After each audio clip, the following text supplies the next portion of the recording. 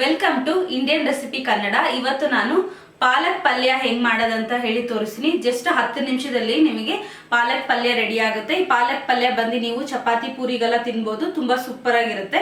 ಬನ್ನಿ ಇವತ್ತು ನಾನು ಪಾಲಕ್ ಪಲ್ಯ ಹೆಂಗ್ ಮಾಡೋದಂತ ಹೇಳಿ ತೋರಿಸ್ಕೊಡ್ತಾ ಇದ್ದೀನಿ. ಬನ್ನಿ. ಪಾಲಕ್ ನಾನು 1 ಕಟ್ಟಷ್ಟು ಪಾಲಕ್ ತಗೊಂಡಿದ್ದೀನಿ. ಇವಾಗ ಪಾಲಕ್ನ ನಾನು ತೊಳೆದು ಸಣ್ಣ ಸಣ್ಣಕ್ಕೆ ಹೆಚ್ಚಿ ಕಟ್ ಮಾಡಿ ಇಟ್ಕೊತೀನಿ. ಇವಾಗ ಪಾಲಕ್ ಪಲ್ಯ ಮಾಡೋದಕ್ಕೆ ನಾನು ಸ್ಟವ್ ಮೇಲೆ ಒಂದು ಪ್ಯಾನ್ ಇಟ್ಕೊಂಡಿದ್ದೀನಿ. ಒಂದು ಸ್ವಲ್ಪ ಎಣ್ಣೆ ಆ್ಯಡ್ ಮಾಡ್ಕೊಂಡಿದ್ದೀನಿ. ಹಸಿಮೆಣಸಿನ್ಕಾಯಿ, ಸ್ವಲ್ಪ ಬೆಳ್ಳುಳ್ಳಿ, ಸೊಪ್ಪನ್ನ ಸಣ್ಣ ಸಣ್ಣ ಹೆಚ್ಚಿರೋದನ್ನ ಆ್ಯಡ್ ಮಾಡ್ಕೊಳ್ತಾ ಇದ್ದೀನಿ.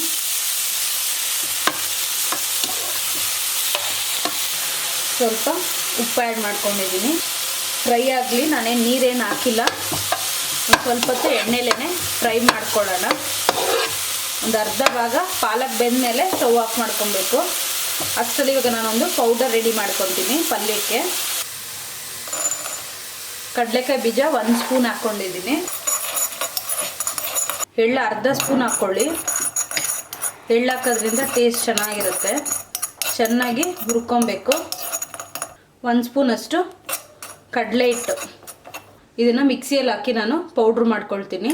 ಇವಾಗ ನಾನು ಒಂದು ಕಡಾಯಿ ಇಟ್ಕೊಂಡಿದ್ದೀನಿ. ಅದರಲ್ಲಿ 1 ಸ್ಪೂನಷ್ಟು ಎಣ್ಣೆ ಆ್ಯಡ್ ಮಾಡ್ಕೊಂಡಿದ್ದೀನಿ. ಎಣ್ಣೆ ಕಾದಿದೆ. ಸ್ವಲ್ಪ ಜೀರಿಗೆ ಆ್ಯಡ್ ಮಾಡ್ಕೊಳ್ಳಿ.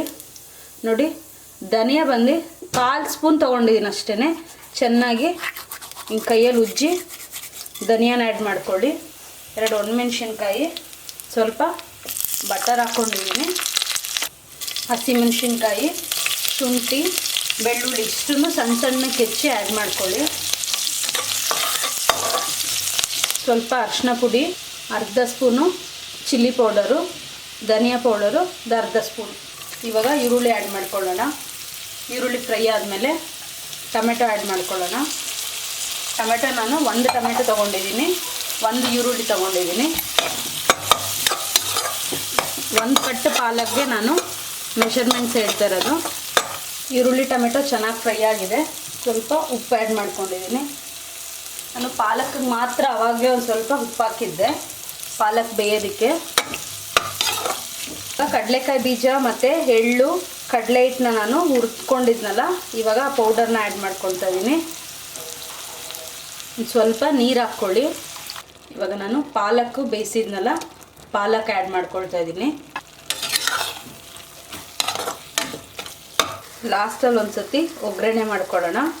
1 ಸ್ಪೂನಷ್ಟು ತುಪ್ಪ ಹಾಕ್ಕೊಂಡಿದ್ದೀನಿ. ಜೀರಿಗೆ, ಕರಿಬೇವು, ಚಿಲ್ಲಿ ಪೌಡರು ಅರ್ಧ ಸ್ಪೂನು. ಇವಾಗ ಲಾಸ್ಟಿಗೆ ಸ್ಟವ್ ಆಫ್ ಮಾಡಿಬಿಟ್ಟು ಒಗ್ಗರಣೆನ ಹಾಕ್ಕೊಳ್ಳೋಣ.